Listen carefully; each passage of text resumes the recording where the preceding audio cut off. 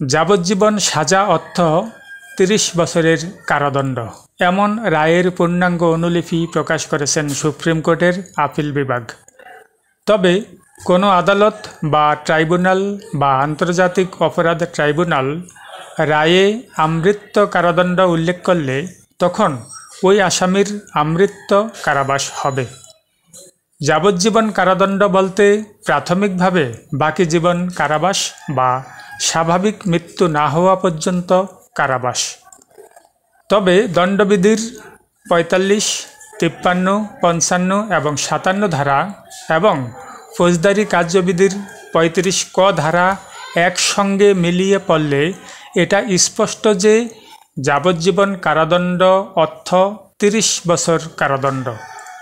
যদি কোনো আদালত বা ট্রাইব্যুনাল বা 1973 সালের আন্তর্জাতিক অপরাধ ট্রাইব্যুনাল আইনে আন্তর্জাতিক অপরাধ ট্রাইব্যুনাল তার রায়ে যাবজ্জীবন কারাদণ্ডের অর্থ স্বাভাবিক মৃত্যু না হওয়া পর্যন্ত কারাবাস উল্লেখ করে, তবে সেই ক্ষেত্রে সাজাপ্রাপ্ত আসামি 35 ক ধারার রেয়াতের সুবিধা পাবেন না।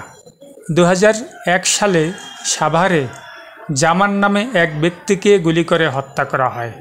এই ঘটনায় 2003 সালে 3 জনকে মৃত্যুদণ্ড দেন দ্রুত বিচার ট্রাইব্যুনাল। হাইকোর্টে আপিলের পর বিচারিক আদালতের দণ্ড বহাল থাকে।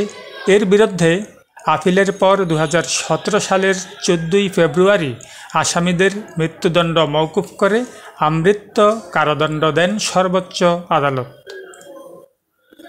রায় ঘোষণার সময় আপিল বিভাগ যাবজ্জীবন কারাদণ্ড মানে আমৃত্যু কারাবাস এমন মন্তব্য করেন বলে জানান আসামি পক্ষের আইনজীবী।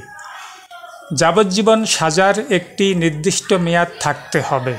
আমাদের আইনে যাবজ্জীবন কারাদণ্ড হিসেবে 30 বছর বলা আছে, যা রেয়াত পাওয়ার পর 22.5 বছর পর্যন্ত হয়।